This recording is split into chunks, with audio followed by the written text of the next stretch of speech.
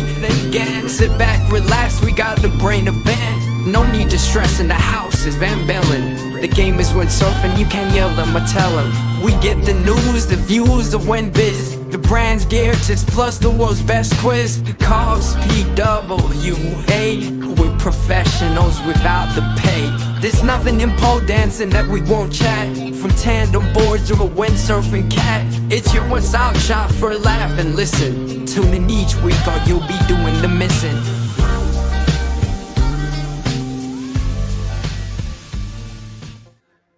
Hey, Benny. Two What's that? podcasts in a week. I know, mate. It's we're going to start pumping him out now, aren't we? Two. I'm pretty impressed. We're on it. We are on it. So if you're into podcasts, you better be excited because we have definitely, I've been lining up some. So we have got some podcasts coming, and you can probably already see from the title, we have got one of the biggest names, well, the biggest name we've ever had. It's the biggest name. It's the biggest name. Yeah. It is. Like, Dunkerbeck, yeah. That's true. Dominated windsurfing for decades.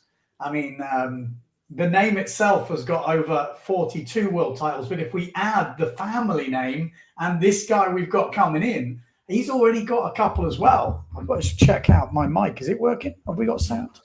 Yes. I'm actually, I am excited by this one because like you, Ben, we're from the same generation, and like growing up in the 90s, Dunkerbeck was the king.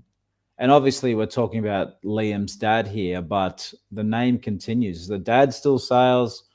And it's kind of, I was thinking it's kind of weird, isn't it? Because remember what it was like, Bjorn Dunkerbeck, he was he was Nash and then it was Dunkerbeck. And here we are in 2025 talking to the sun. It's kind of weird, isn't it? It's mad. It's mad. Hey, mad. Yeah. So before we bring him in, I'd just like to maybe try and add this in. Let's see. My main goal is to become a PWA Wave World Champion. Yes. Did you see those guns? Okay, let's bring him in. I think we're gonna big him up because we're obviously talking about his dad, but Liam Dunkerbeck is definitely a talent in his own right. He's already got youth world titles under the belt. He banged out his first podium in the Aloha Classic, no doubt. Aloha Classic, third place last year. He's got new sponsors this year. Duotone has signed him up. We're going to be talking about all of that. Let's bring the young man in. Good morning, guys. Hey, Liam. How are you doing? Mate. All good? Good, mate. How are you? Really good. Excited. Yeah, cool. Well, yeah, exactly. If you've probably seen a few of these podcasts, they're pretty loose. We haven't got a format. We're going to have a chat. We've actually tracked down, as you saw before, the Duotone video, which we might be using as little prompters because there's some really interesting and good information, I think, in that. But yeah, let's just have a little bit of a base. Where are you at the moment? Home in Gran Canaria. Okay, so you're still in Gran Canaria. I'm guessing you're going to Chile soon. Yeah, I'm going next week, the 8th of March. Okay, because we've got the World Cup, Wave World Cup in Chile. It's going to be the first 5-star. Oh, it's still a 5-star, is it, Chile? Yeah. Yeah, 5-star event. Yeah. So first 5-star of the year coming up. Excited for that? Yeah, Chile is a really cool place to start the year. Like last year, we started in Japan. Japan, it's a different place. Yeah. But yeah, Chile in terms of sailing, it's amazing. People, it's all really good also. Awesome people. Can't complain about the place. No, not at all. It seems to me that Chile, I don't know, from where I'm sitting, it's almost like Chile is the one that people are getting most excited about with the events at the moment. It's just because it's such a good wave spot. And would that be fair to say in a lot of ways? Or, I mean, what's your favorite stop on the tour? Well, of course, I need to say Gran Canaria, no? Okay. Yeah, sure. But I mean, obviously that's more jumping, huh? I guess it's some wave riding. Yeah. I like the Aloha Classic too. Like, since I first went to Maui, I really enjoy the spot, the Hokipa. It's not really easy, to be honest, but Yeah. It's my fourth, fifth time going already. So yeah, first year it was all about breaking a mast per session pretty much. But yeah, you kind of you can win your place in Hokipa. So I'm trying slowly to get there. And with Poso, I will say they are my two favorite spots to sail. Okay. Right, well, Okay, before we get into competition, because we're going to try and do a semi-structured podcast here. I don't think we've ever done that before, which sounds crazy. But we want to talk about the early years. Again, I got this little bit from the duotone video, so I think I'm going to play the early bit of this duotone video, and then we're going to elaborate with you about the early years, because it's kind of interesting for me, because I remember, you know, doing all the Poso events. I think I got my best ever result in Poso the year you were born, 2000. That was when I got fifth in Poso and you were born. I'm so old.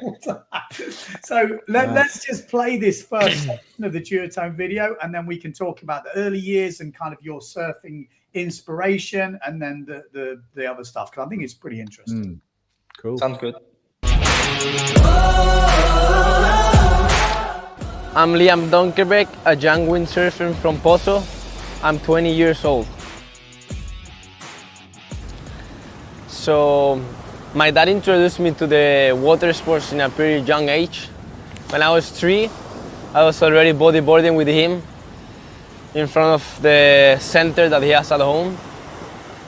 Then when I was 5, he took me into the Tandem just to feel that speed of the windsurfing that he was always talking about. And then I started competing on the Canarian surfing competitions. I was having a lot of fun. I was meeting a lot of friends. My best friend Hugo, that he grew up with me pretty much, he also was there, so it was fun. It was good. And then I started windsurfing at the age of maybe 9. I was already like in Poso, and slowly getting into there, and now windsurfing is my passion. Okay, so tandem at 5. I like that. Yeah, there's like, I'm pretty sure you guys have seen it. There's a picture like that even went in a magazine cover. I remember. Yeah.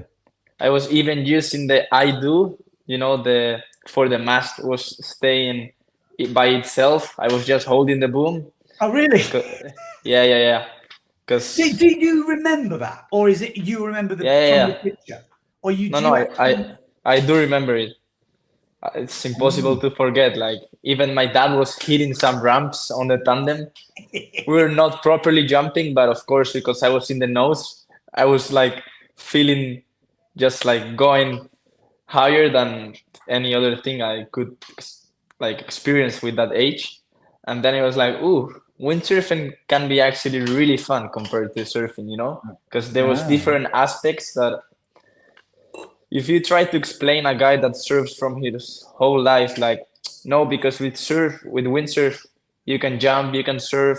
He's like, yeah, but you know, I just want to go surf.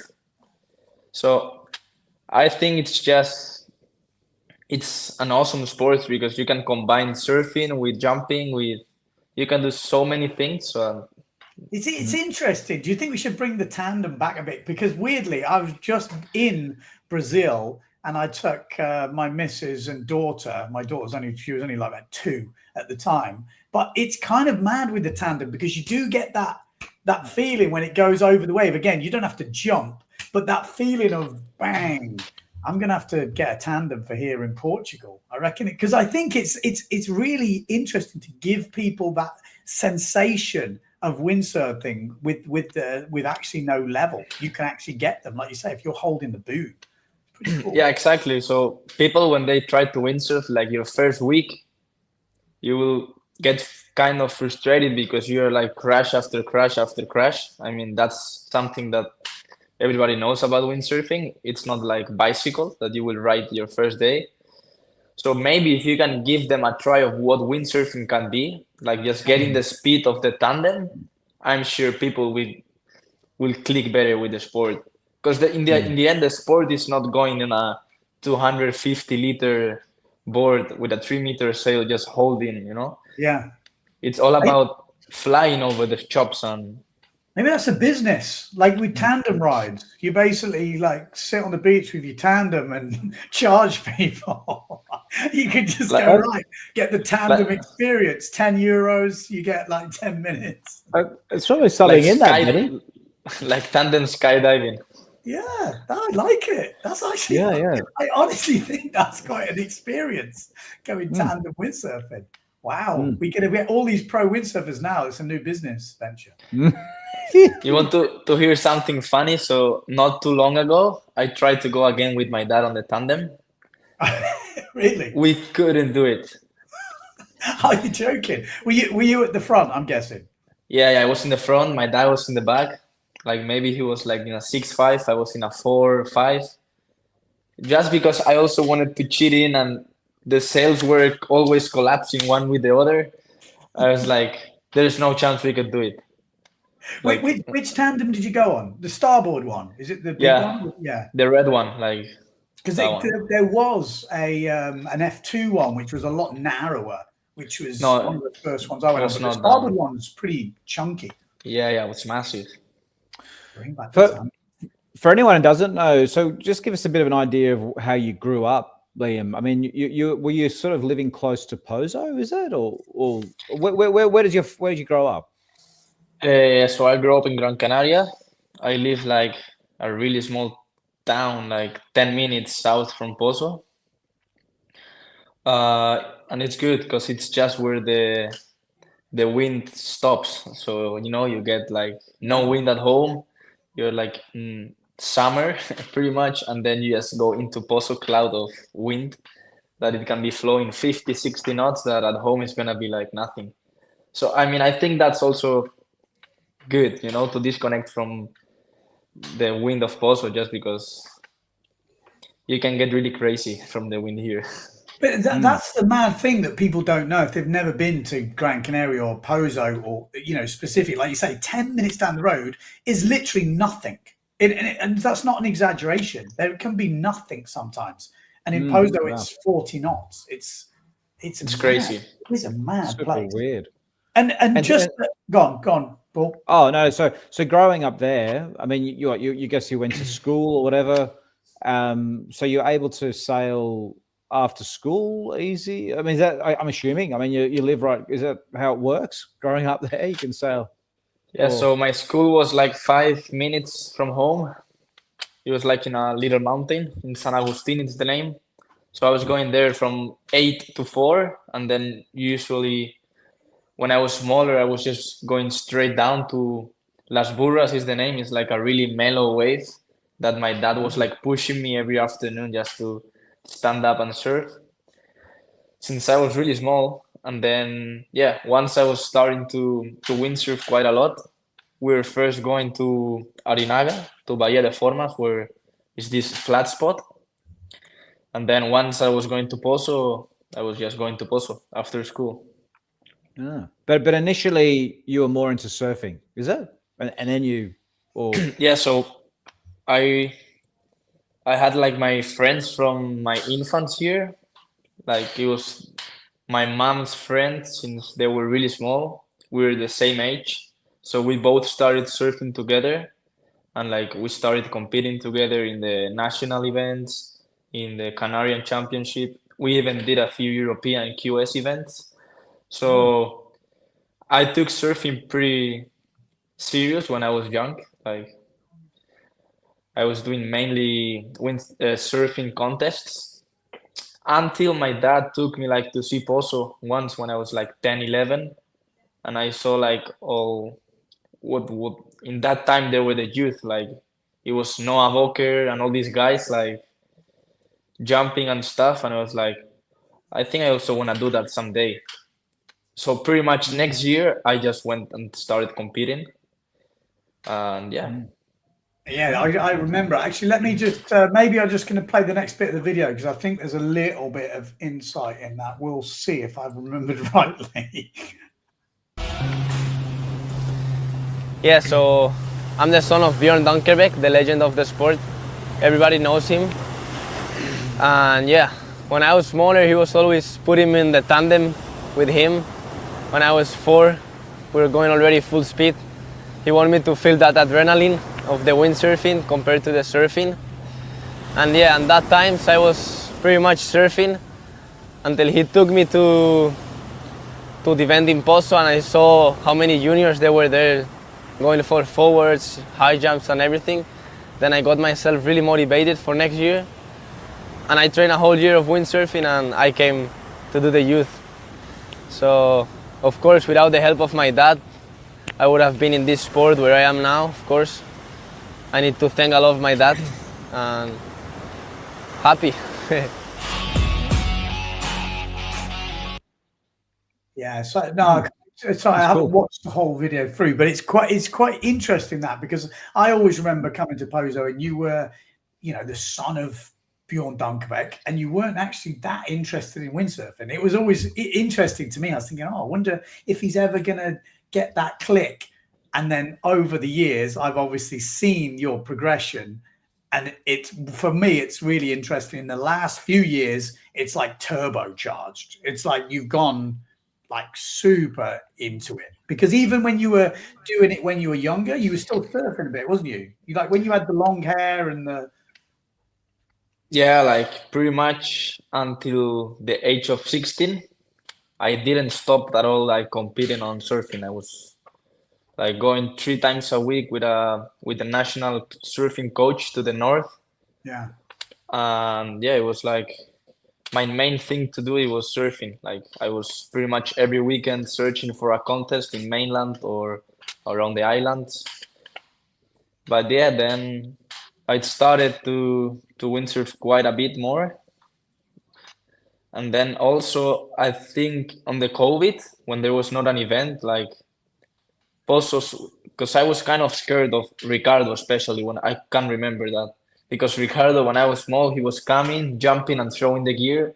And a few times it was so close to land on my head, I was like, there's no way I'm going out when Ricardo is in the water. So during the COVID, it was like so empty. There was not much people sailing on Pozo. And then it was like me and Marino pretty much every day going together. And then I was like, without people, it was fun. Like the progress of, I think both of us went really high. Yeah. And then I think after that year was when I pretty much was windsurfing mostly than surfing. Yeah, because it is interesting. It's like you say, COVID. I didn't realize it was then, but I know you and Marino have spent obviously a lot of time sailing together, and I think, you know, I've seen that over the years when you've got a close friend or a brother or someone you sail with a lot. When one person steps up, the other person steps up, and it's kind of like this. And obviously Marino winning Pozo this year, close the year before. You know, he's pushing super hard. And it, to me, I know you're a competitive fella, and you obviously have been pushing as well. You've won, what, 3 youth world titles, is it? Yeah, 3.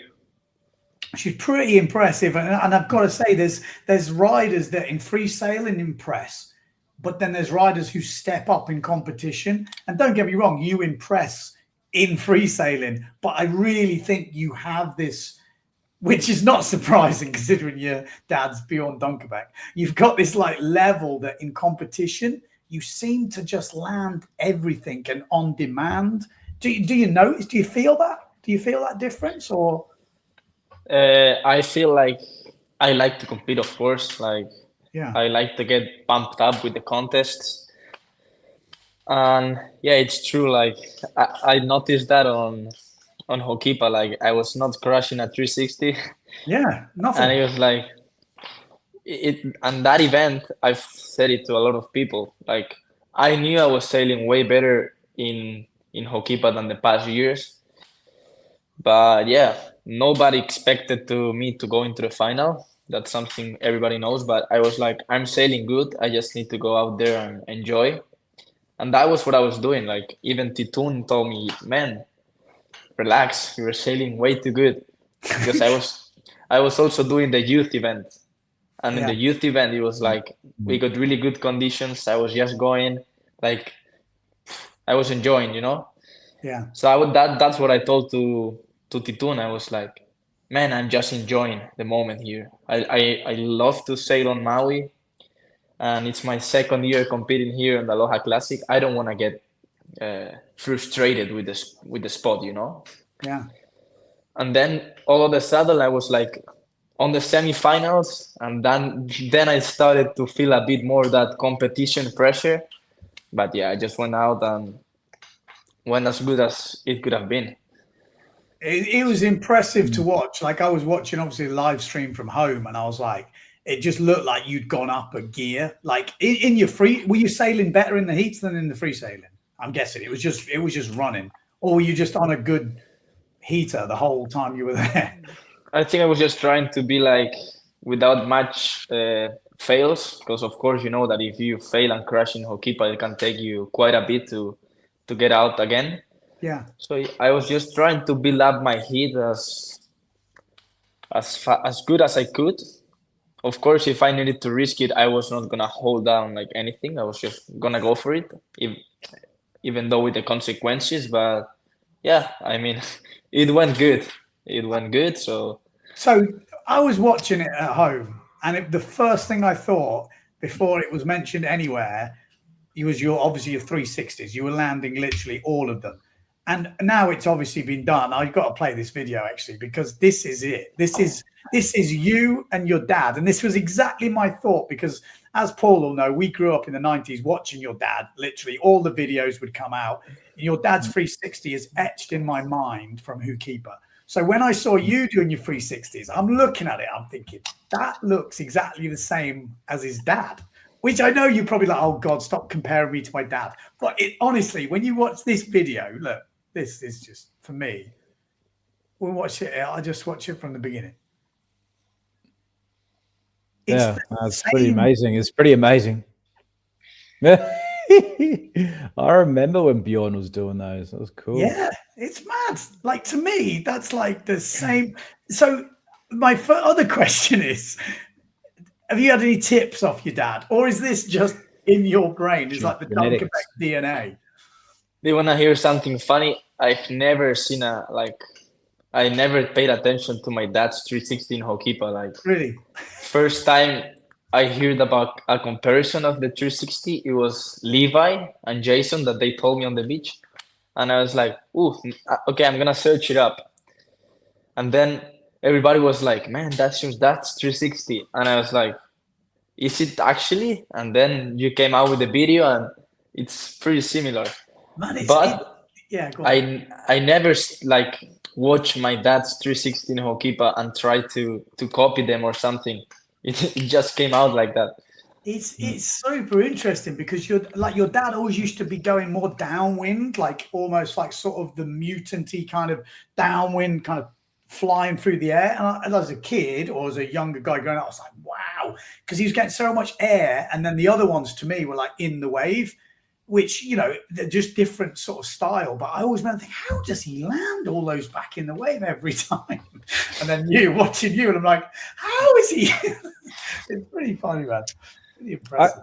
I have to ask, because I know this is a podcast about you, but it's also just interesting for, I guess, for Ben and I, because we grew up in the Bjorn era.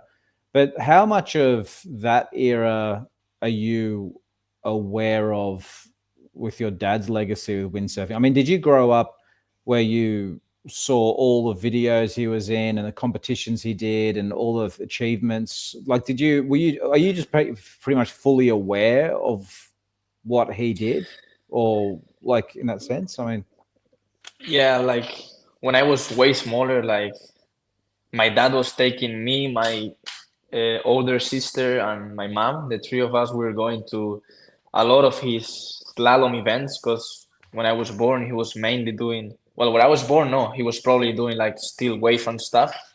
But when I went to an age that I could travel more and like pay attention to stuff, like 5, 6, I don't know, he was taking us pretty much to all the events that they were like family friendly, like, you know, like Turkey, then we're going to Silt, Costa Brava, Fuerte. So of course, like I remember like in SEAL especially, a lot of people, like every 5 steps that my dad was doing, like, hey, can I take a picture? Can you sign my t-shirt? Can you take a selfie? And I remember like telling my mom, like, this is too much. I just wanna let's go like somewhere else. And like even for having dinner, like in the middle of the dinner, they were coming and my dad was standing up and taking the photo. So of course I'm aware of who my dad is on the sport and what he did to the sport. It's pretty crazy. But I mean, like, as far as like, I grew up, and a lot of people of our generation grew up on these like classic Neil Pride videos, like Instant Replay and Rigmarole. And I mean, when you grew up, did you see any of those sort of movies? Did your dad ever play those sort of videos or anything? Yeah, he showed me a lot of them. But as I told you, like when I was younger, I was so much into surfing that maybe at the moment that those videos were more recently or something, I was not really watching them. I was watching more like maybe Kelly Slater or all this stuff. Yeah. But yeah, of course, as soon as I was getting a bit more into the sport, we were like, after having dinner or whatever, he was always playing. Like the one I really liked was The Search from Rip Cool. Like there's a lot of movies that he showed me. They're sick. Yep. Yeah. No, they did some amazing things back in those days. And actually, now I mention someone's or Rasmus here has written a comment.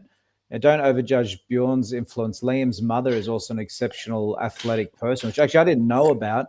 And the other person that was a big name when in the 90s, when I was, like your age, was Britt Dunkerbeck. That's your auntie, I guess, isn't it? Yeah. Yeah. So yeah, my dad was pretty much traveling with her. Like she has a lot of world titles. I don't have it on my head now, but I think it's over 15.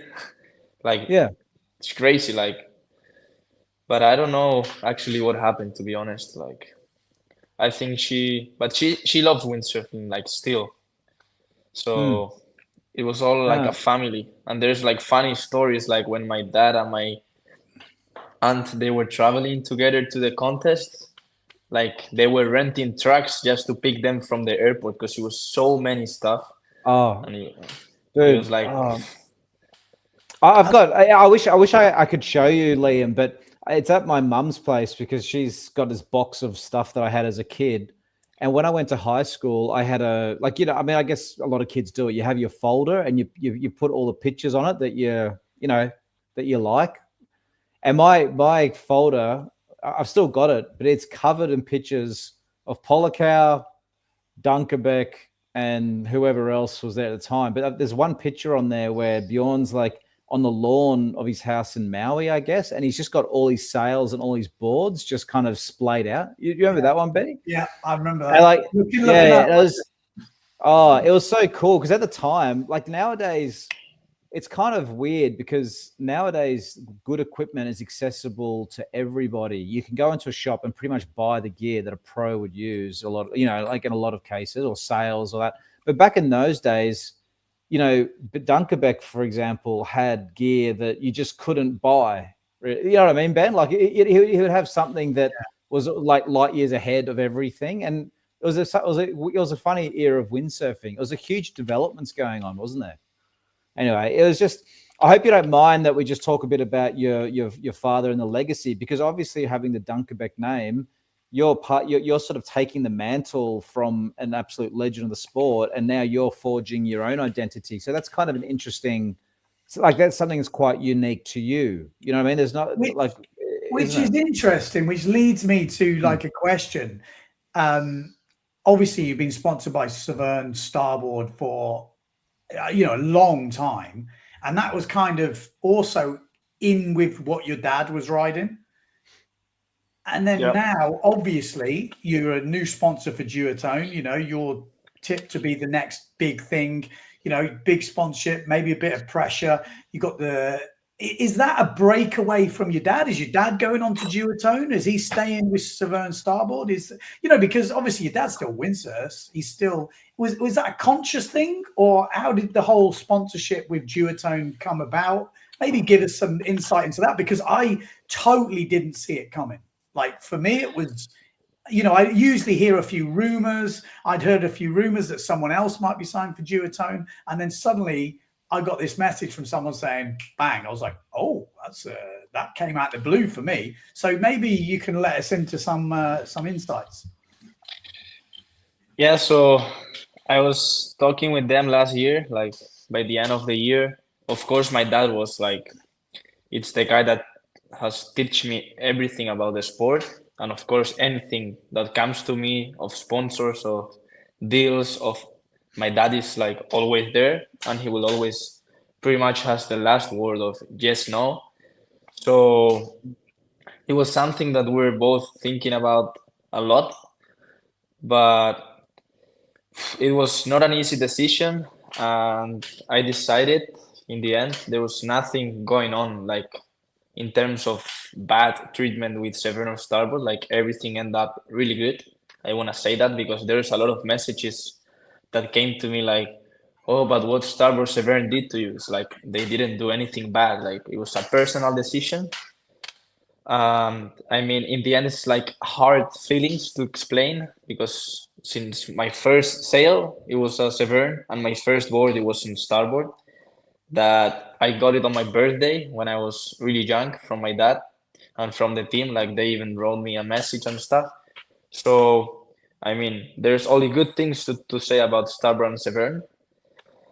But yeah, after a lot of thoughts, my dad told me, Liam, you're old enough. You should make your own decision. And it was the one I took. I don't regret of taking this decision. I'm really happy with the duotone team. I'm liking a lot of the gear. Still getting a bit used to the sails in Pozo because everybody knows Pozo is a bit complicated to tune your gear. And of course, now in winter, we don't get that much days of sailing here in Pozo. But yeah, it was a decision to take fully by myself, and I took it like this. When did you start? Because it happened around the Maui time, didn't it? Or that was when stuff was kind of coming out to me.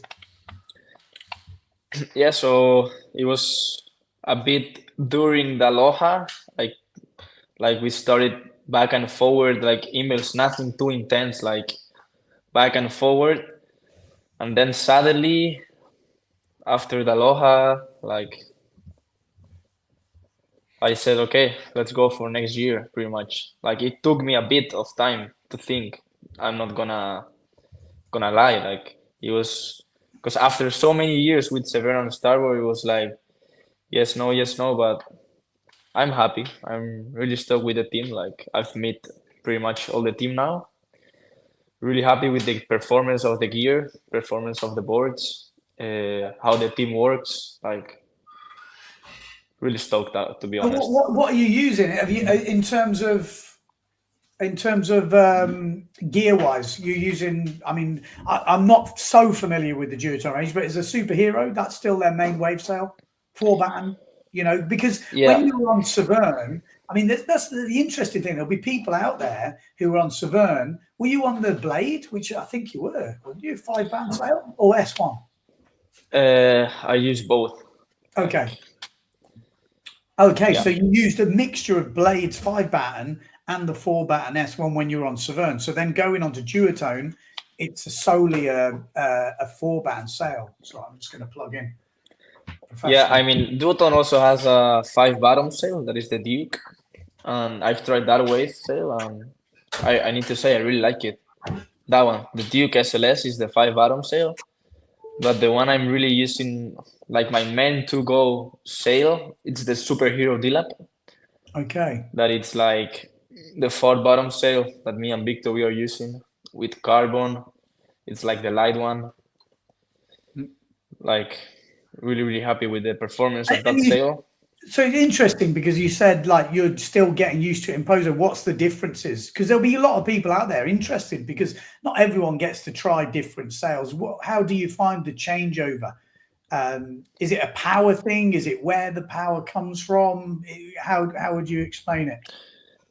From the Blade, I mean, from Severn to duotone, or from the two duotones? From Severn to duotone, I guess. What's the transition? In Pozo, I was using the the Blade 5 bottoms. So Okay. like not the Pro One version, just like the normal one. And it was really stable and powerful. Everybody knows a bit about the Blade, because it's of Yeah. course the main to go sail of Philip for the last, I don't know how many years. Yeah. And then I'm using a mix of the Superhero and the Superhero D-Lab, that both of them, they are 4 bottom sails. The D-Lab one is more powerful because it has the carbon on the back, if you can see, on top of the crew. So Okay. that makes it a bit more powerful. I need to say that for down the line, this sail is incredibly good. It's like super light on the hands, like balanced, good power. I also went to rocks quite a few times in Cape Verde, and the sail's still in one piece. That's good. Surprisingly so. Yes. I did see you went to a trip to Cape Verde with it, so I'm guessing you've done some good down the line there, because the forecast has been crazy over there. Yeah, I went already twice. Once it was with me and Victor alone, like filming and taking shots for Duotone. And then I just came back from last week and did the photo shoot there with the new gear and stuff, and new boards are pretty sick. Like What there- board there's are you using?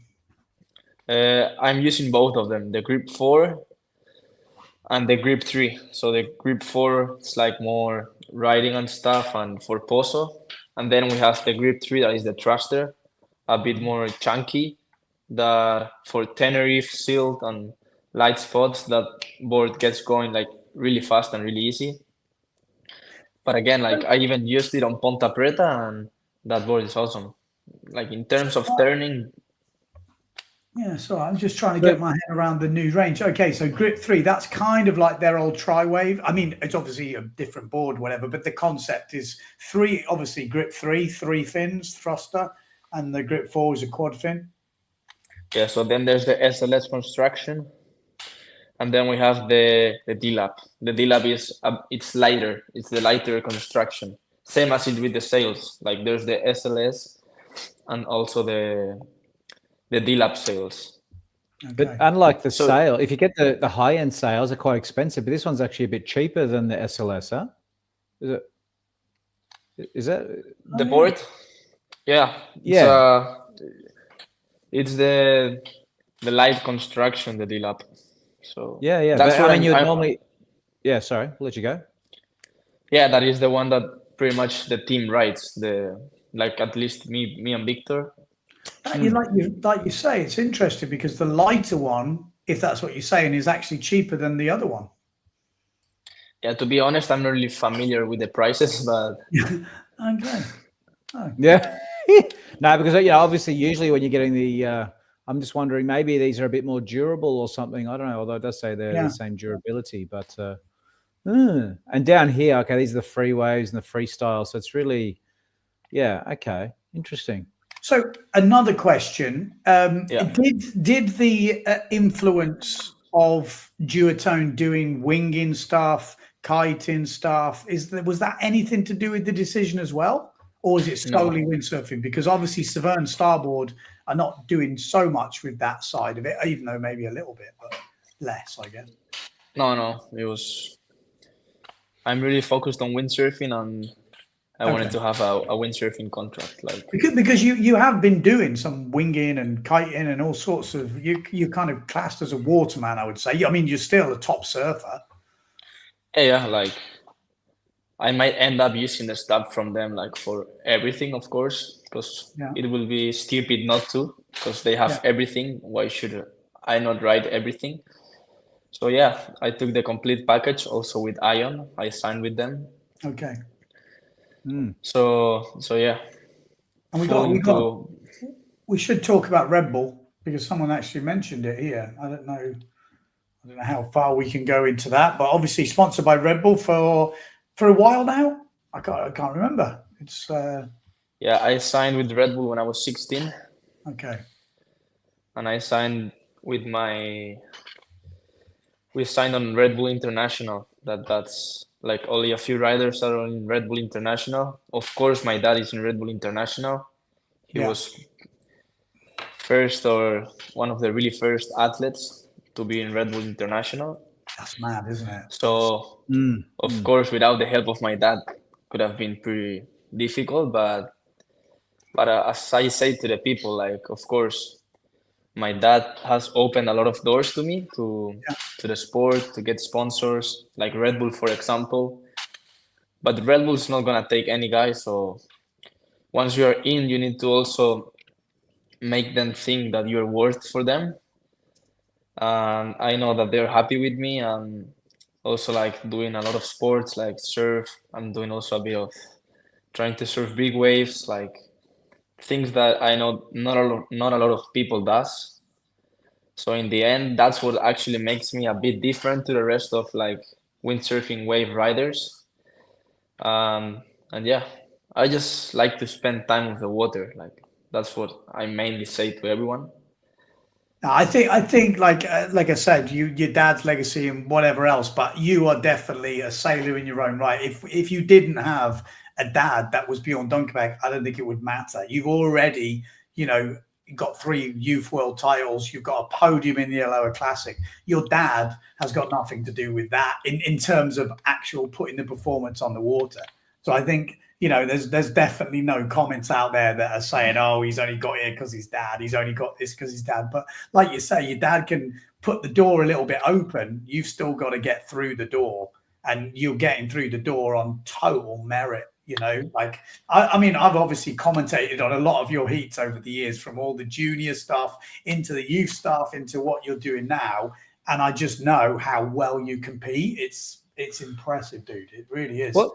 What does Red Bull, like having a Red Bull sponsorship, as Max, the question from Max was, how does a Red Bull sponsored athlete help with being on the tour? I mean, what benefit is there apart from a monetary one being Red Bull? What sort of support do they offer for a windsurfer? Obviously windsurfing being, not a major sport at the moment, Well, of course, like being a Red Bull athlete, also for the athlete, there's a lot of responsibilities. Like, as you can see, the Red Bull athletes, we are always wearing the cap, like something really to take into consider. Like sometimes you need to assist to a few events. Like, of course, they are in every single sport.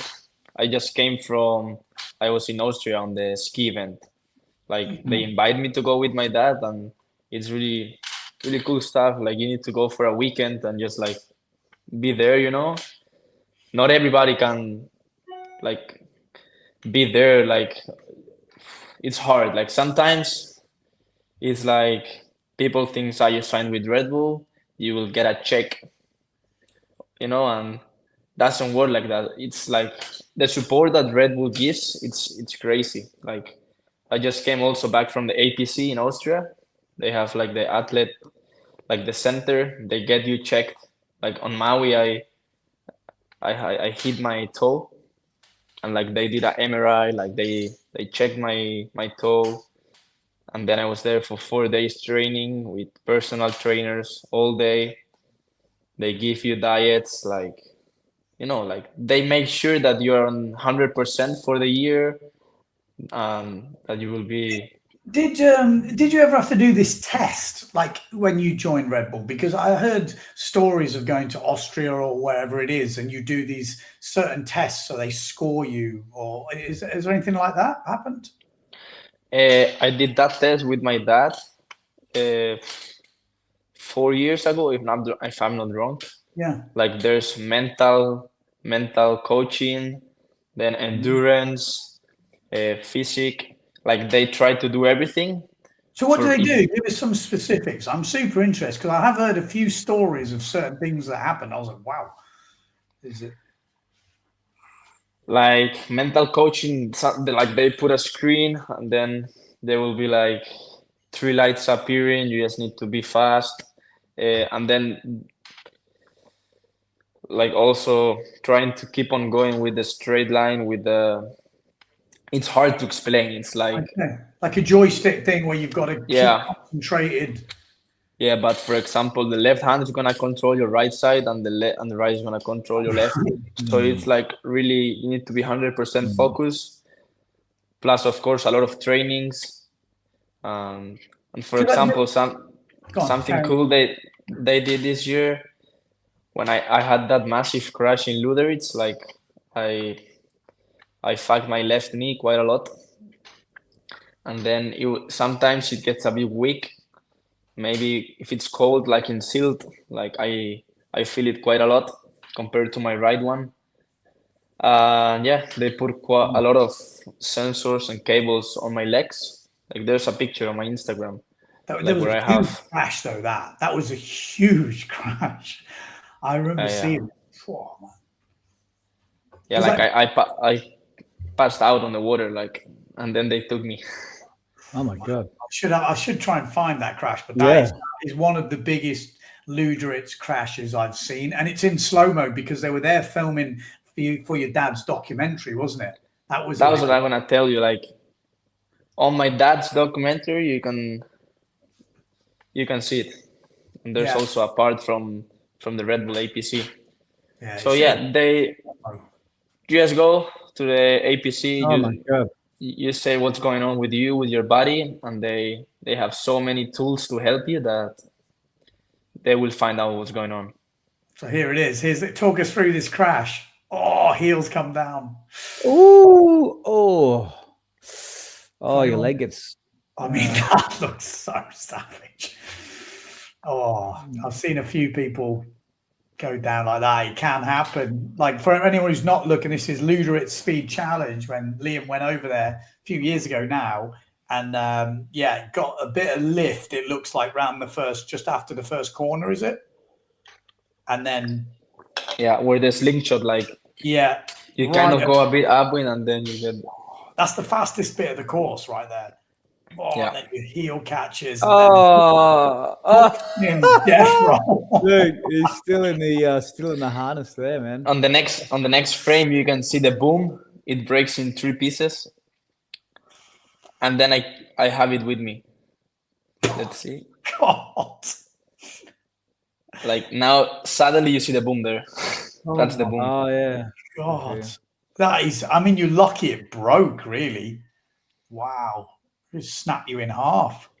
So, like, going back to that Red Bull thing, because I'd heard someone tell me, it was a long time ago, that there was a game they play when they're doing these tests, which is like you have to stop when you think you've got your highest score, and it's to test how long it takes you to give up.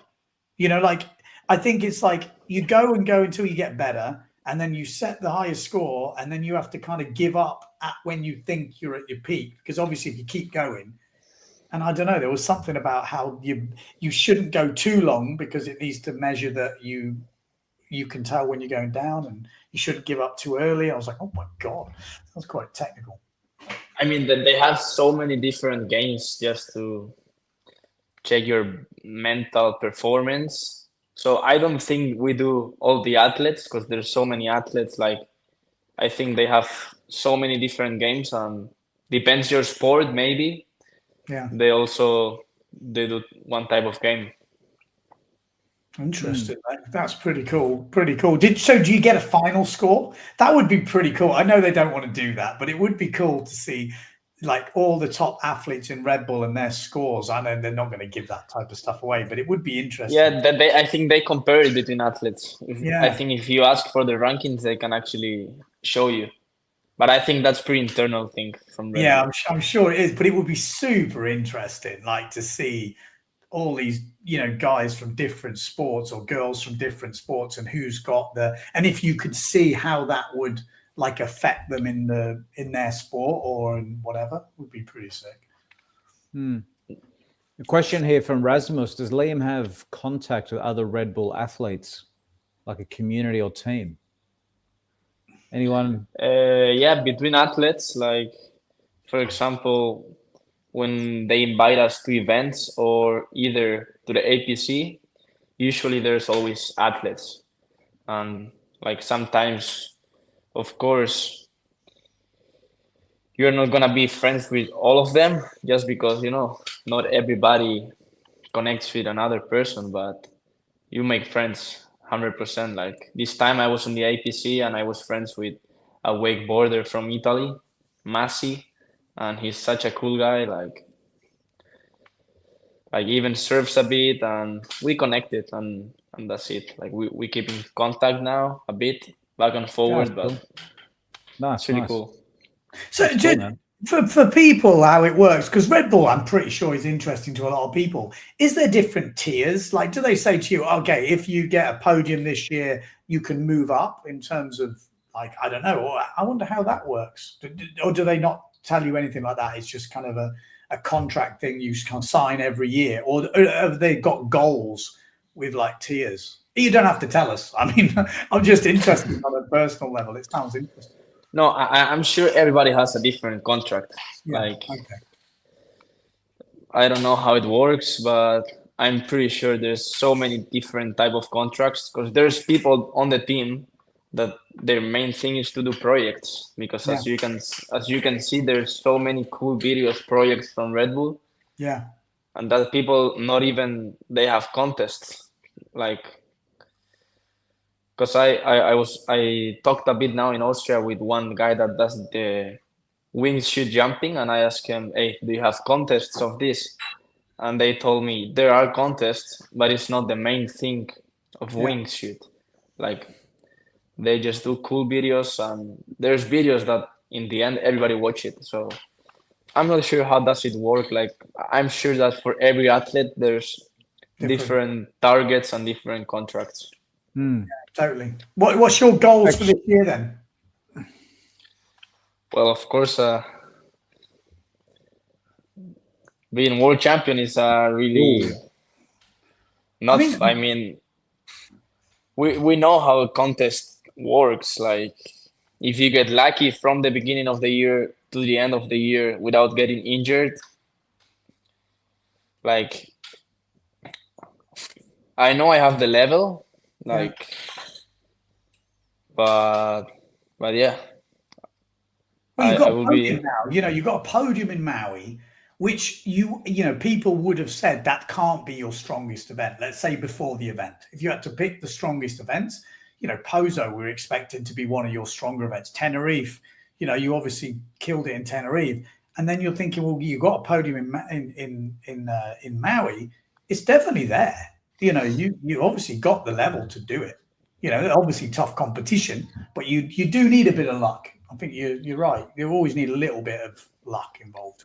Yeah, of course, there's people that, of course, what I've always answered, my objective this year will be win an event. Like, winning an event is the first step to be world champion. You're not gonna be world champion on my first year, because it's gonna be my first year of not being a youth anymore. So yeah, for me, winning an event will be already a really good target, and I think it's not impossible at all. Like, it can happen. So I will be happy with that one this year. World champion, I mean, there's still like really good guys that has there's people on tour forever that they've never been world champion, and they have totally the skills. Like, it's about getting luck, not getting injured, and having a awesome year. So yeah, what sailors in the tour inspire you, Liam? Which ones out there get you most excited? Wow, there's so many guys. Like, when I first started wave sailing, I was watching all the videos possibly of windsurfing on YouTube, because I need to say I was not really a good student, so I was mainly watching windsurfing movies at school. Like, I had so much time, so of course. So I mean, if I need to choose one, Brausinho is a really complete rider. You know, like, doesn't matter how the conditions look like, or he's just gonna do it. Like, also, what can I say? Yeah. I was going to say that because when me and Paul grew up, we had videos. So it's like, it was really easy. You're like, I could say to him, which video did you overplay? Which video kind of, well, exactly. Liam, that's what a video looks like, Liam, in case you won't want to. It's interesting. When you're growing up, so you're getting to 9, which is mad for me to even comprehend now, which is like 2011 or something, is it? 9. Jesus, God, I'm so old. 2011. So what did you watch any particular videos online, or was it social media, or what you watch? Yeah, I what was did you like? watching. I was watching everything. Like Oh, everything. I was finishing like school, and I was hearing more Ben Profit than my teacher in the end. You Oh, know, Ben was your I hero. was I was with the. You were my teacher, Ben. Like the 6-8 hours I was going to school, like it was mainly having an airport, like, and just I was watching the life of, I don't know, maybe one day I feel like watching Silk, and I was watching the 7 hours of life, and it was like, yeah, why That's not? cool, Ben. Jeez, Ben. The influence you've had on the youth. Yeah, it's scary. It's because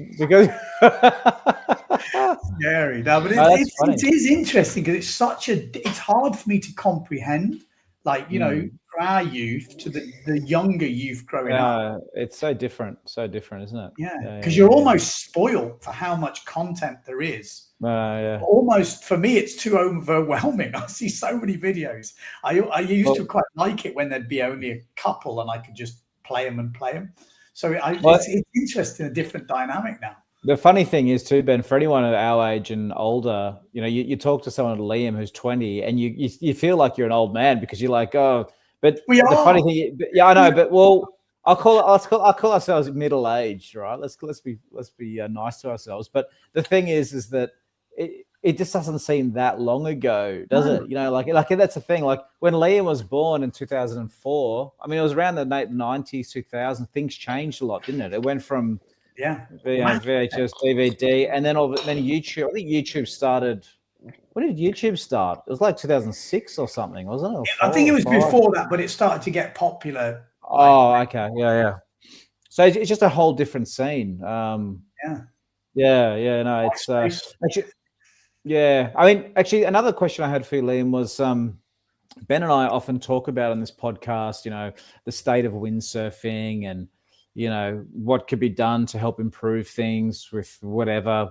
I mean, sometimes I feel like we're not maybe always the best people to talk because there's the new generation that are coming through and they're the future of the sport and they're the ones that we need to be kind of listening to them and what do they want? I don't know. Is this something that you've given thought at all? I mean, where do you as far as windsurfing is concerned and I mean, how to make it appealing or the state of the sport or anything like that? Is it a discussion that any of you guys in your age bracket ever talk about? Or is it just don't really care, just whatever happens, we're just windsurfing and just leave it at that? I mean, is it too big a question to ask? But I mean, it's a topic that, of course, it's been spoken during the last years a lot because it's not high that windsurfing went down a bit, of course.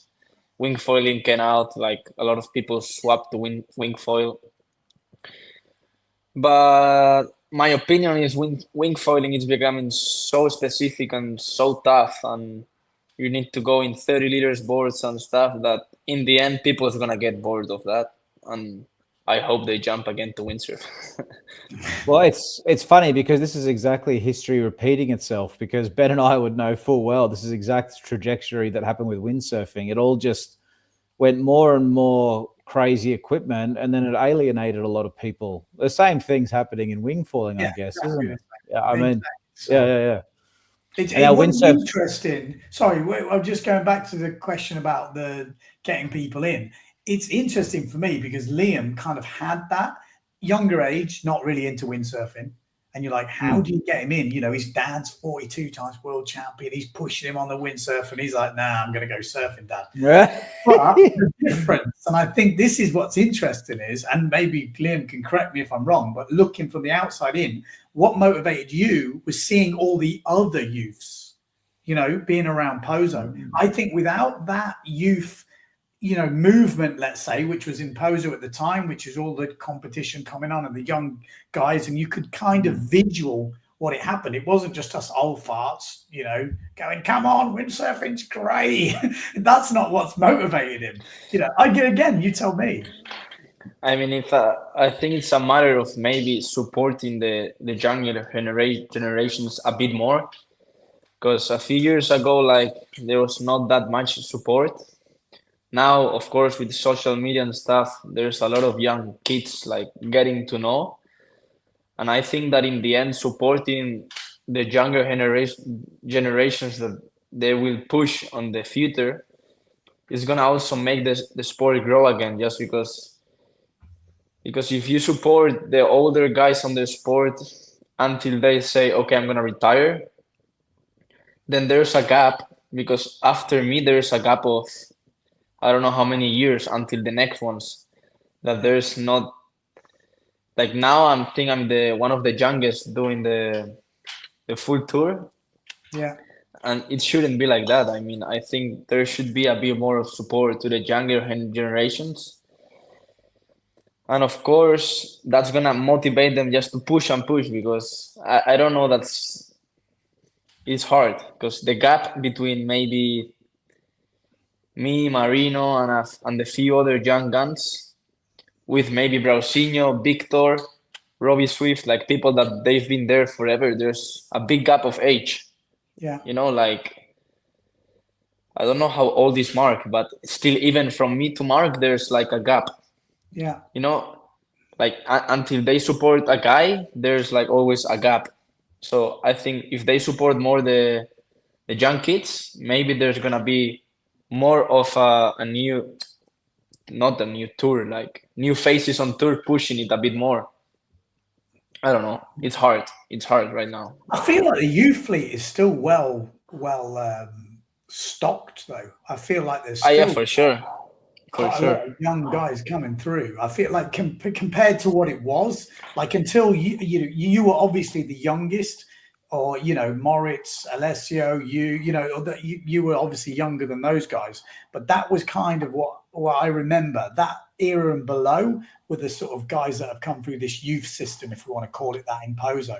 And I think that's definitely inspired over in Australia, where we've got, there, and from everything I've seen, what promotes the youth stuff is basically people getting off their arse and organizing it for the kids. Like that's what you need to do. Once you get kids together, that promotes more kids because you're motivated by other people your same age. Look at you and Marino. If you didn't have Marino to sail against, that real kind of, I don't think you'd be at the level you're at, and Marino probably would. It really, you need that, I think. And you listen to Morgan's, when we did Morgan podcast, Morgan Nero, and he was saying about who he had. There was Kai Lenny, Bernd Rodiger, Connor Baxter, and all these guys in Maui, all at the same time. Camille, I think, was there, and they all came out this same bit. And you look at it over the years, it's always the same. It comes from a strong group, and they push each other, and then that's what kind of does it. But as a whole, I don't know what the answer is, but I think for me, it's just having pockets of these youths in all these different countries, and what it takes is selfless people to put their time and effort in. And usually it's the dads or someone who's got a vested interest. It could be a shop owner, because obviously they've got an interest to promote the sport. And sometimes it's just retired people who just want to put something back in. But there's only so much you can do with your free time, I think. So it is interesting. Yeah. It does make a huge difference. Just changing tack slightly, I'm just thinking of different questions here, but can you name if you had to go back in your memory bank and think of the most memorable day you went windsurfing, can you think of it? I mean, definitely the first time I went on a tandem, like feeling that speed, but interesting. There's also like a funny story, like on a photo shoot when I was like really, really young on Maui. Like suddenly, like there was the helicopter, like all the cameras ready. It was too windy to me. Like I was too small. So I remember they went straight to like Kanaha Sports and they bought like a 0.8 sail. So I could go sailing that day, and there's like a pretty sick shot with me and my dad from the helicopter. Like there's so many things like funny, but But I mean, the sport in the end, when you go out every day, like I do, there's so many memories. Like you cannot mention all of them. Yeah. And what would you call your perfect windsurfing day? Like, where would it be, and what would be the conditions? What's your ideal windsurfing day? Maybe like a 3-7 and big ramps at Pozo. Ah, okay. So jumping. You like jumping more than wave riding, is it? Or? I mean, right now it's been so long without a proper day of jumping that I need it. Mm. Yeah, and maybe in winter instead of summer, then it can be me and my friends only on the bunker. Ah, so is that sorry, because I'm a bit unaware of. So is now off season in Gran Canaria, or is it? Yeah. Oh, okay. It's not just me having a bad season or something. Yeah. No, like winter season is really up and down. Like maybe we get a week of conditions. Yeah. And it can show like 2-meter waves. Like maybe we get wavier days, and we can go sail down on the bunkers. Like more, we get a bit of down the line on the third bunker if the direction of the wind is properly. But yeah, in Pozo, like on summer, if the forecast shows 20 knots, it's not gonna be 20 knots. It might be like 35, maybe. Ben knows about that.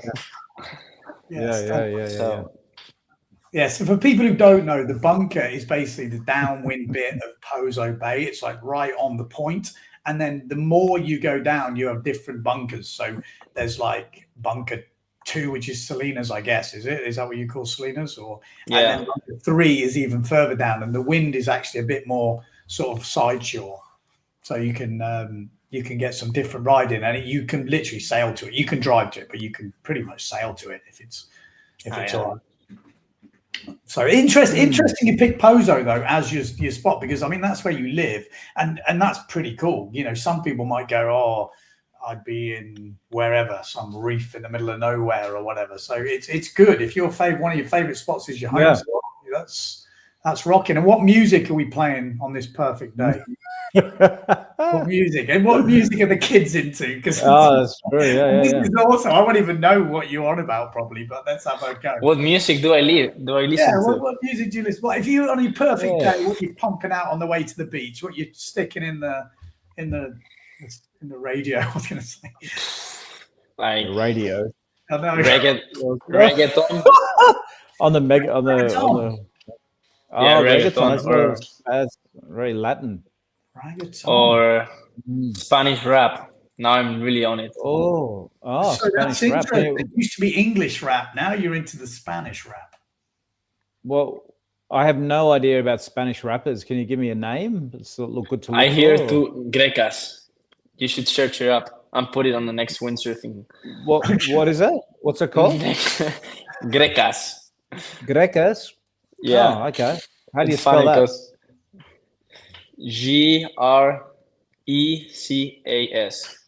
Oh, okay. That's easy to remember.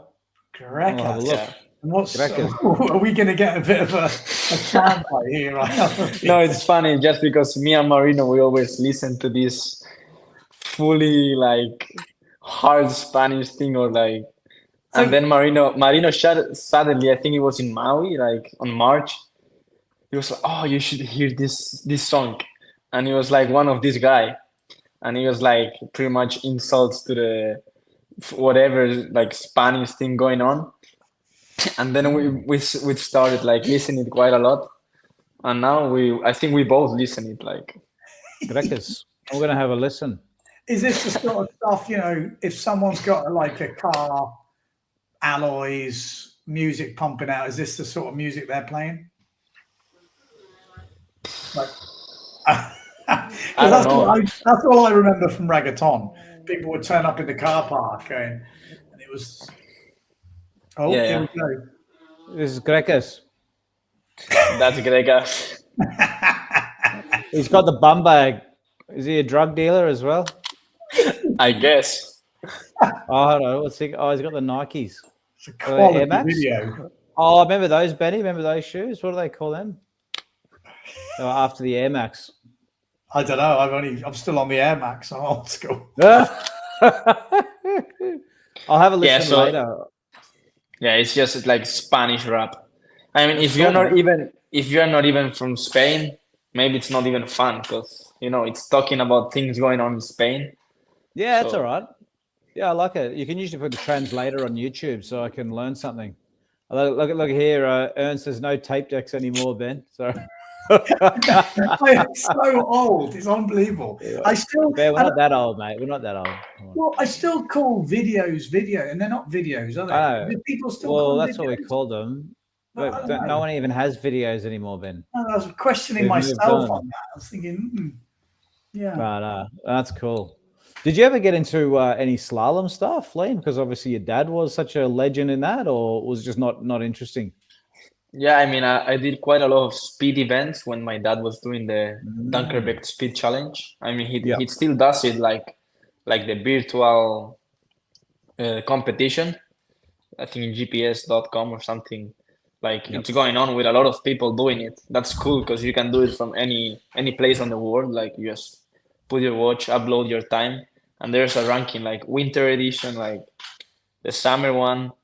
I'm also doing that one. Like I jump in my dad's gear and I do a few rounds, and then my name also show up there. On slalom, I did a IFCA event in Lago de Garda, but I was way too light.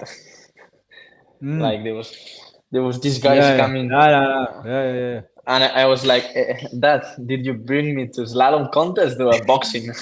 Because I was like, I was so small compared to the other guys. Like How heavy are you now? I'm 76. Yeah, because Ben and I have been talking about this a lot, and Ben, well, we both agree there needs to be like a lightweight division in slalom because at the moment you just got to be a gorilla, basically, isn't it? Like they have 2 weight divisions. I reckon, Benny. Yeah, I mean, would you enjoy slalom? Do you enjoy it? Like, obviously, Yeah. it's not that enjoyable when you're losing to like 90 kilo, 100 kilo, like massive dudes. But if there was like an under 80 kilo category, I bet it would be kind of fun. That'd be cool, man. That would be awesome. Yeah. There you go, Benny. Another vote, mate. Everyone agrees with you. We're racking them up. I'm Benny, sure about it. I don't need the votes anymore. I'm sure. I think someone just It's needs done. to do it. Or even the slalom X, like back in the days, doing spokes over the sausage, or Yeah. I'm sure so many wave guys and freestyle guys will jump on it. I'm so sure about that. But this would be the good way to do it because people said like they stopped it because the racers were just crashing stuff. But if you had an under 80 kilo category, that would basically be most of the freestyle kind of wave guys anyway, I think, and plus younger slalom racers. I think that's the probably easy way around it. I think it will be so good. You have to get your dad to bring Supercross back in. Well, it is back. I mean, Slalom X, but like a freestyle version, like a. You should ask him. You should ask him. I don't know if he's a really fan of the Super X. No, I know he's not. Oh no, he doesn't like the sausage. The Slalom X is good though. It was good to watch in Pozo and Furta this year. So he likes. So he likes the Slalom X, but not the freestyle version, is it? Or I think my dad likes slalom, like a proper like slalom, proper slalom with the 5.5 full on it. Yeah, that's what he did. God, I have so many memories etched in my brain. Have you watched some of the events that he used to go in, like in the early 90s? Have you seen the PBA videos online? Have you seen all those? I've seen it. Yeah, I've seen a few. Because I just remember, do you remember, Ben, like there was I think it was like 92 in Almanar or something like that. And he used to just come into the mark at just full pelt and just do these sick laydowns and stuff. Remember all that? It was mad. You don't really, huh? It's like Liam saying, like he was listening to the thing at school. We couldn't do that when I was at school, but still, I was watching the videos true, actually. Constantly. Like nowadays you can just go online, type it in. But obviously back in my day, we had to wait for it to come on like Sports World or you record it and then play it back. That's it. Yeah, we didn't have phones or anything, so you had to just exactly. It's a whole different time. Just type it in. Back What's in that? the Yeah. day, boys, back in the Yeah. day. Give me some story. Okay, I want to hear your worst wipeout. Give me your worst wipeout, Liam. The one we showed before. It's ludicrous. That's Oh. So over it's any so wave, shallow. that's the worst one. I mean, the thing is, like, I don't remember anything because I lost my conscience. So it was weird feeling after the crash, like all my body was sore. And but I'm sure in Pozo you also get like really hard ones. Like when you come out of the water, that's like coughing blood. Yeah. It's also a weird feeling, but Is that from But- doubles or push forwards? just like a massive backslaps. Yeah. Oof, Like God. that, yeah. Like I got one like 2 days ago. It was nothing crazy.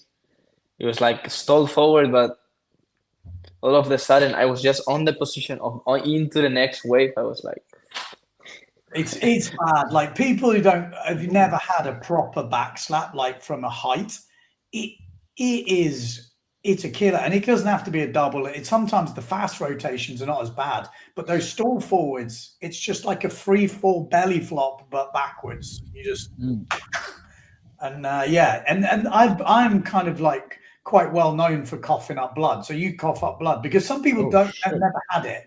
But I did look into it, and it's not as scary as you think. It's like there's blood capillaries that bust or something like that. It's like, it's not that bad then. And I was like, good, because when you're coughing and there's this thick globs kind of like. Good. I had it once, like a summer ago or something like that. So are you working on push forwards at the moment? Are you doing them? Are you? That's the idea, yeah. Okay, that's why you want to jump in. Yeah, I haven't got any good one, clean one yet, to be honest. Like last summer, I had a few decent stall doubles, but the push forwards, I'm struggling a bit with it. But I mean, you always have one move that is gonna struggle. Which bit are you struggling with out of interest? Is it because it's like the push? For me, the push loop forward. I know people are going, "Oh, here he goes again." I was one of the first to do them, but it was all to do with stopping the push loop. You know, like tweaking it a bit earlier. Yeah, I think it's a matter of how my push loop looks because I have a push loop that I have my legs too extended, and now I've been working on looping different. Like these days that it was quite small, like impossible to do a push forwards like these past days. But I was getting a completely different feeling of rotation of my past push loop to the ones I'm doing now. Yeah, I feel like I'm doing it like more over the gear, and I'm feeling that I have like some time after the push loop. So I mean, I just need a big and strong day and go kill myself out there. like definitely the tip is just go bigger. Then you have more time. No, I'm joking. No, but for sure, it's definitely tweaking the pushy more on the first bit because then you start early and you can get the power in the cell. Well, that's Anyway, I hope you're going to be filming these sessions because these are the sessions I love to watch. This is like Pozo Training Diaries 101. Is like, you know, you can see the young guys like you. I know who's wanting to push. I know who's like knows the competition's coming up, and it's like training. It's like last minute revision before an exam. It's like, Pozo starting in like a month. I've got to get this move quick, you know, and it's like, I've got to put the work in. And that's why I love being in Pozo before the comp. There's such like this atmosphere and everyone, it's almost crazy now with all the young kids. And then you guys now are older kids. And then you've got the Mark Pares who are a bit older than you. And then you've still got Brazinho and all those boys. And it is carnage at some points. It's kind of ridiculous. Yeah, it is. Definitely. Oh, great. I mean, from Windsurfing TV, I think the training diaries from Pozo, they are my favorite ones. Like, I remember being a kid and just like waiting. I've seen like you walking around with the camera.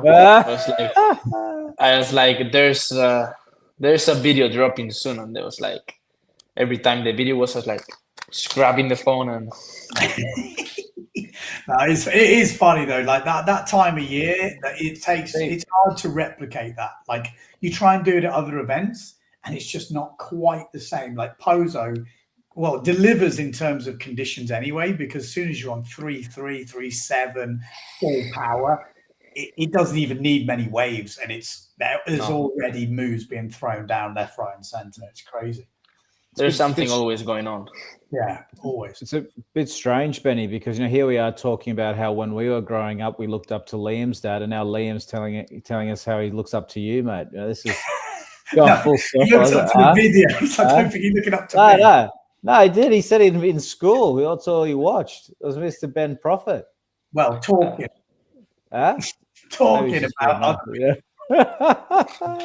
Oh, that's cool. That's cool. Is there anywhere in the world, Liam, that you haven't windsurfed that you would like to windsurf? I haven't been to Australia yet.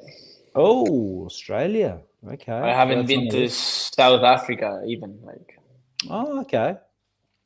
So that is interesting. I didn't know that. So you haven't been to Cape Town and you haven't been to Oz. So has the videos from Mr. Paul Van Bellen, keeping this in the loop, keeping ourselves relevant here.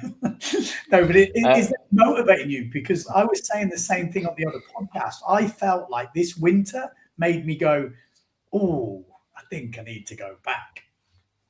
Oh, the videos you are doing, like drone stuff, and it's awesome. Like all the Jaeger Stone videos, like from the contest with Julian and Philip, and also Jaeger, like.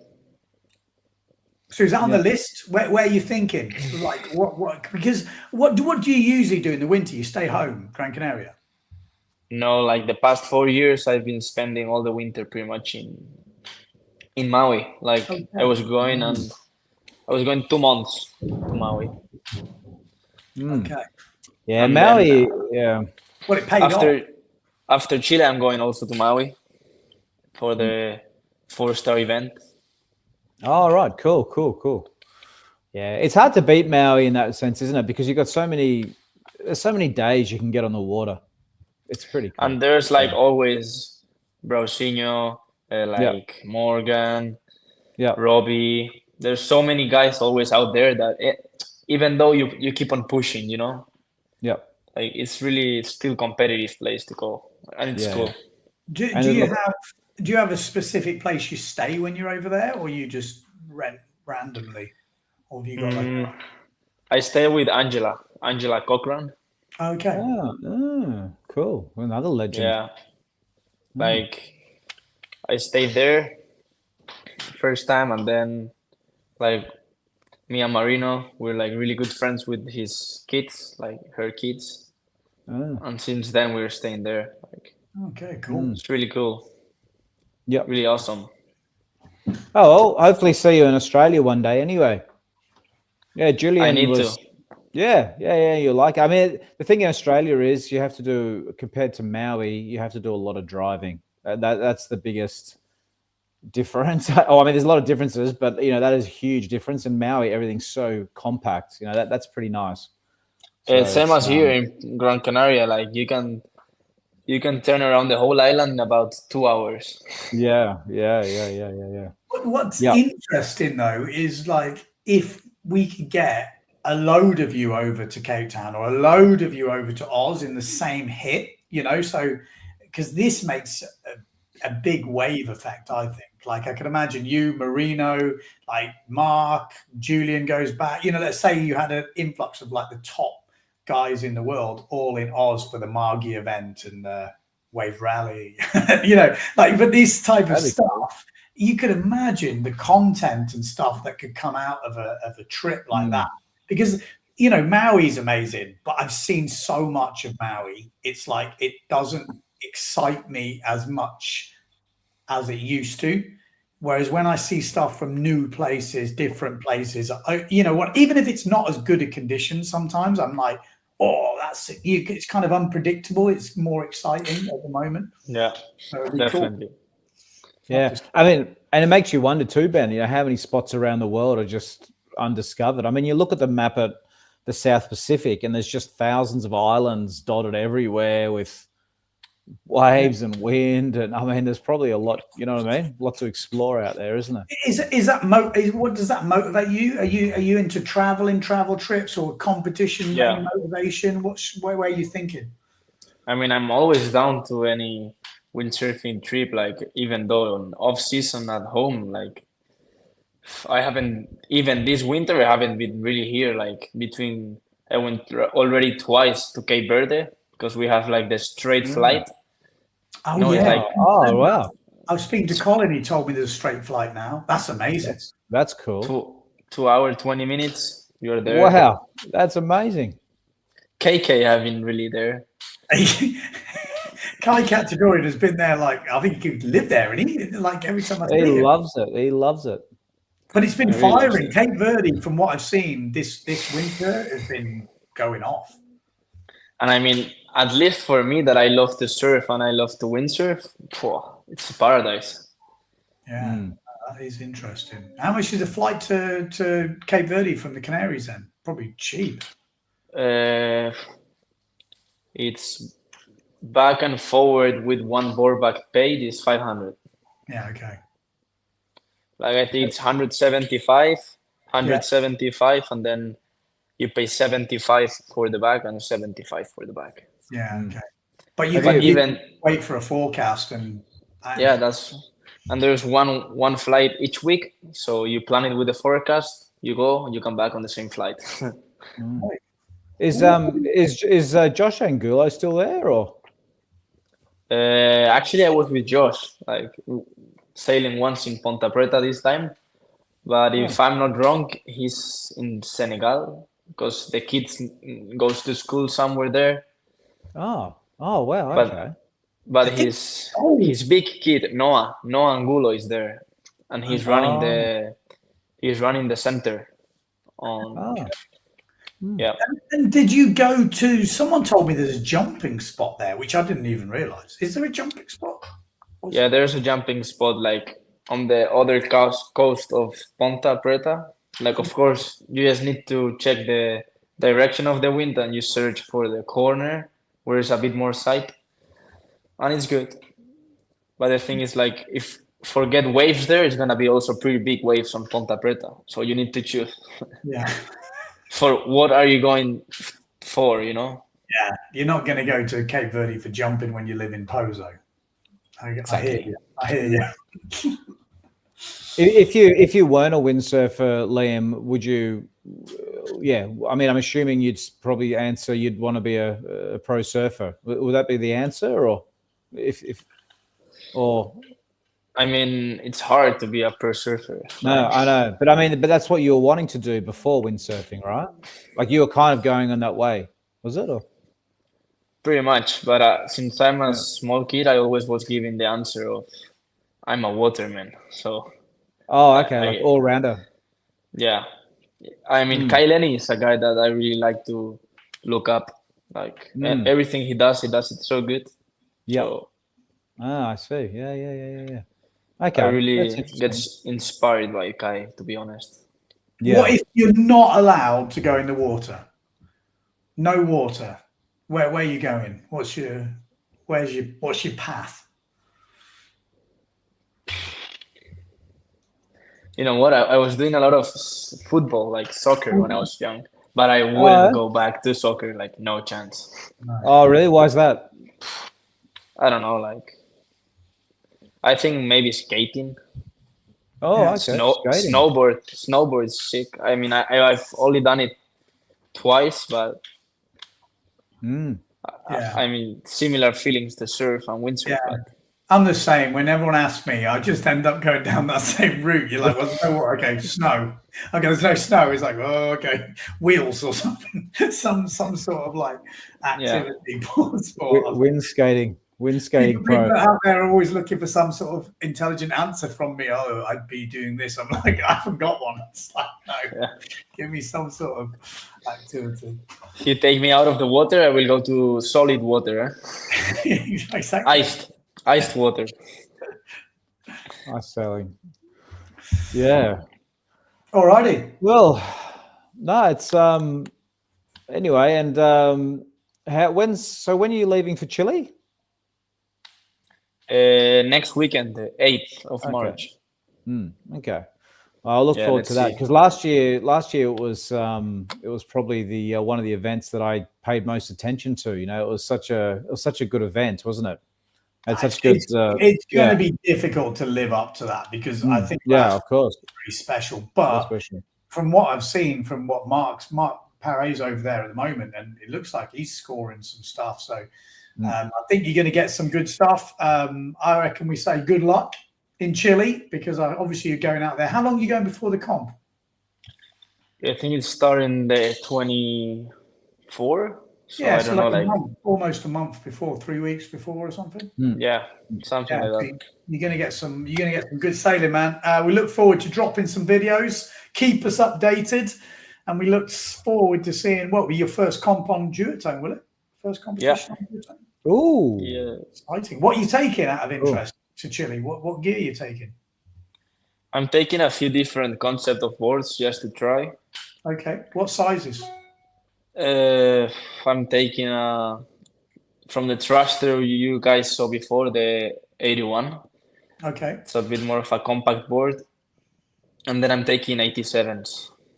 Okay. So bigger, much bigger than you then, like 10 liters more. Yeah. But for Matanzas with the current and stuff, you better need have some volume. Yeah. Okay. Interesting. And size sails, what's your biggest and smallest? What's the... I'm gonna take a 4.2, but for Topo Calma because you can get really windy conditions, and then 5.3, I guess. Biggest. Yeah. Fair enough. Well, good luck. Enjoy your trip. Thanks, Liam. Thanks, man. Yeah. Thank you. Thanks a lot for joining us. It's super cool when we get all the different sailors on here because sometimes. We follow all you guys on Instagram or see you in a competition, but you really only get small snippets of people. So just having that hour and a half to spend with someone, you definitely learn a lot more. It makes it more interesting. When I see you now in Chile, I know a lot more about you. It makes it a bit more interesting, and everyone who's watching this as well. It's really valuable. It's cool. Yeah. Ragaton on in the background. What was he called? Gervis or his name? Grekus. Grekus. Yeah. I'm going to listen to some Grekus after. Yeah, that's cool. You should listen, Grekas. I can't promise you I'll like it, but I don't think you will like it. Oh, really? Oh, okay. I mean, if you come to Pozo and you rent the car, just put Grekas full volume. And they will think you are from here, you know. Okay, cool. But by the time I get there, it might be someone new. But yeah, no, I'll keep you posted. No, please do. Send you things. Send me something. I actually love listening to what's popular in different countries. When I was in Spain, which was it was a long time ago. It was probably 12, 13, 14 years ago. And no, it wasn't La Bamba then, but I turned on the radio and it was crazy. I was like, wow, this is so different to what we hear in Australia. I mean, I don't know what it's like now, but back then it was obviously just so different. It was cool. I actually like the Spanish music. Let's catch up. But also, the thing is too, I know we're talking about rap and stuff, but I actually like a lot of the traditional Spanish music too. I mean, it's just cool, isn't it? It's it's very cultured. A lot of culture in it. There's a lot of Canary songs, with the small guitars and stuff. Is it? Ah, awesome. I mean, the only time I hear that was at school, that I needed to sing it and dress as a Canary typical costume once a year. But that was enough. Awesome. Thanks, Liam. Thanks for joining in, mate. Thank you, guys. Cheers, dude. Yeah. Well, look forward to following your escapades over in Chile. Yeah. We keep in touch. Yeah. Cheers, dude. See you, mate.